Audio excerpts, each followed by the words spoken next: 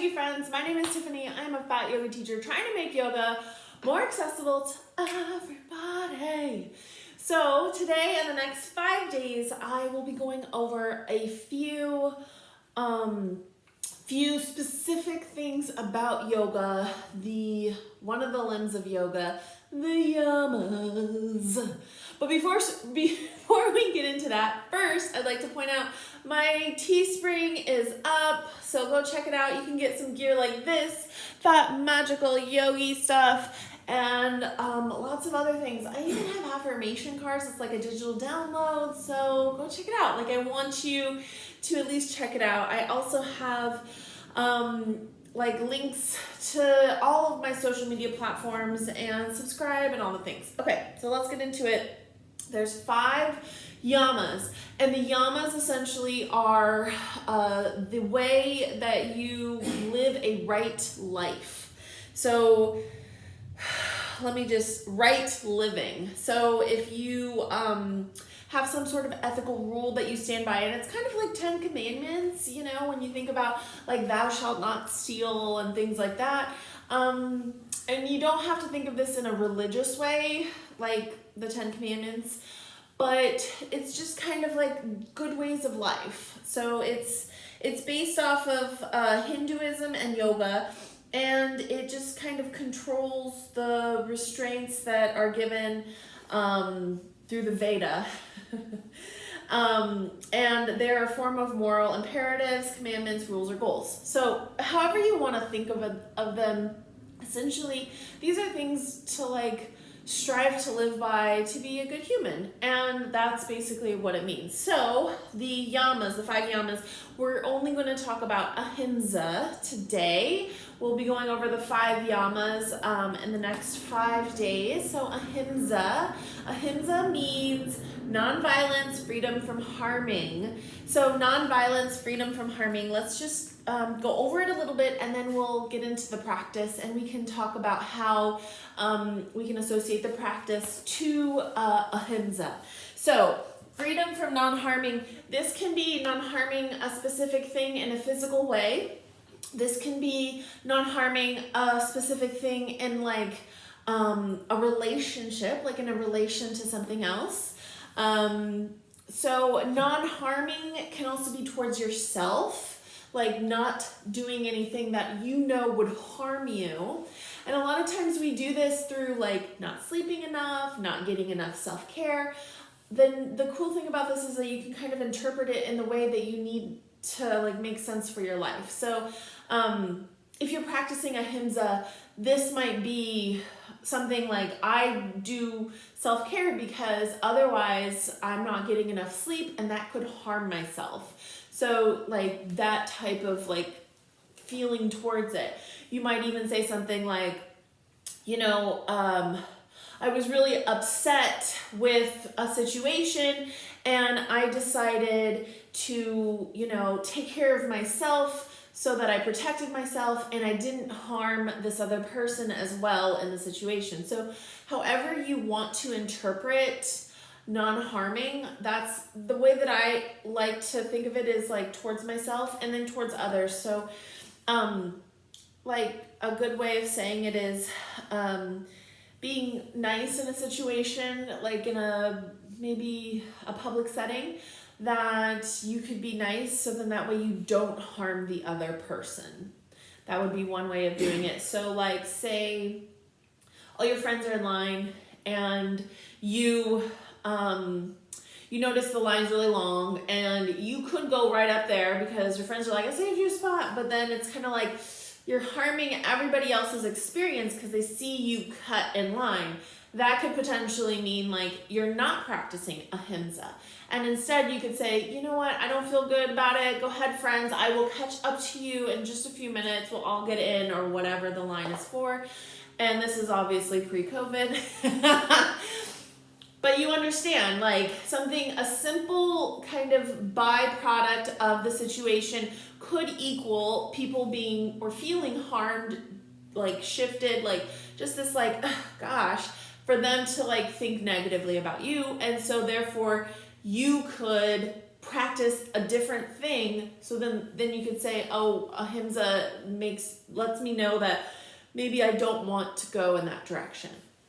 All right, so there's your yoga lesson of the day. Let's go ahead and get started. We are just practicing in a chair or on the ground today, friends. So wherever you want to practice is fine with me. So let's go ahead and scooch back. Find your chair, get your feet on the ground, take a deep breath, tap into it. Open mouth, exhale. Let it go. Deep inhale. Open mouth, exhale.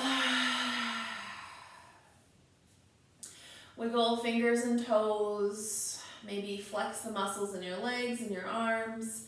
Sit up tall and tuck your chin. Begin to seal the lips and breathe in through the nose and out through the nose, finding that ujjayi breath. Eyes are closed here, friends. Take your time with the breath. Sipping in the air, counting to 4, 5, or 6. And then exhaling for that same count. If we inhale for 4, we exhale for 4. If we inhale for 5, we exhale for 5. Finding that ujjayi breath.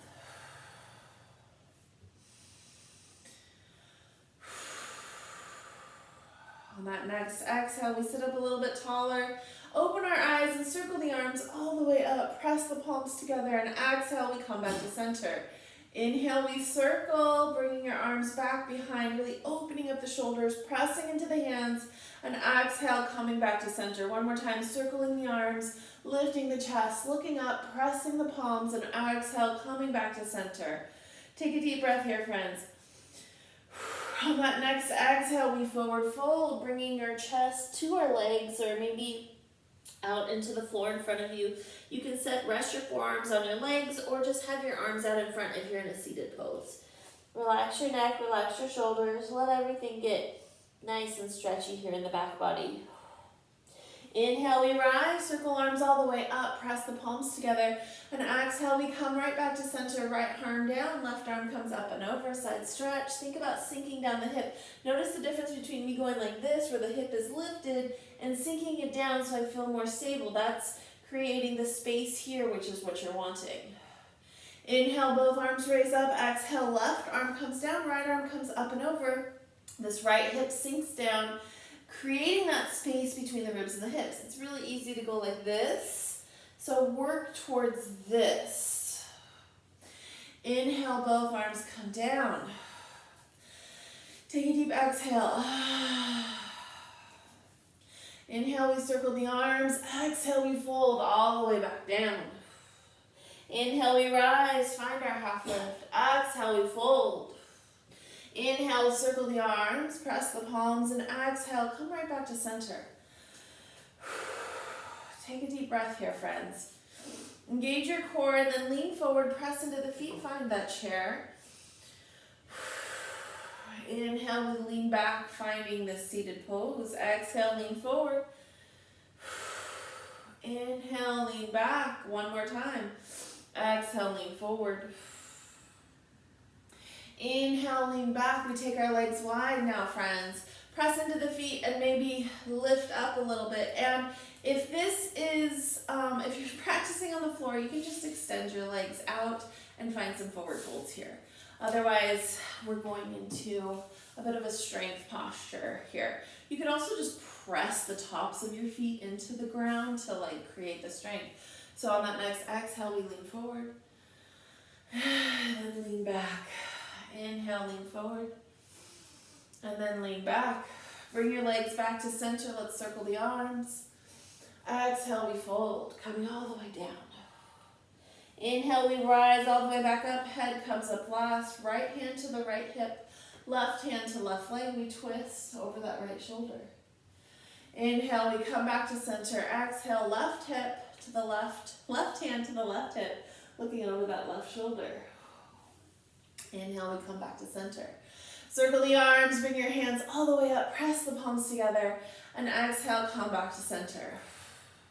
Take a deep breath here, friends, and let's practice just a little bit of breathing as we sit back in our chairs. And option for hand mudras. So if If you want to receive the gifts of the universe, you can plant your hands like this. If you want more connection, you can tap your first finger and your thumb together. So if you have a mudra, a hand mudra, where you're like, this one feels the best for me, go for it. You know, there's lots and lots and lots of different mudras. These are the two that I like using the most, or the three. You could even plant your hands and feel grounding feeling. Grounding, receiving, connection. I feel like those three, if you know those three, you're good. So touch your fingers together, close your eyes, take a deep breath. And let's try to connect that practice to ahimsa. Inhale, I am. Exhale, non-harming. Inhale, I am. Exhale, non-harming.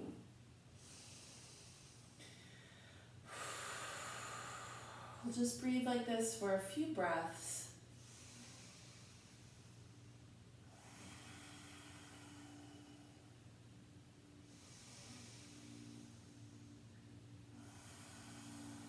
On that next exhale, we open up our eyes, bring our hands together, and then bow. Thank you so much, friends. I appreciate you. The divine light within me honors that divine light within you as well. It's been wonderful practicing and talking about ahimsa all day long. So I can't wait to share all the rest of the stuff with you this week. So stay tuned. It's going to be all gentle practices and all connection to the yamas. Okay, see you then.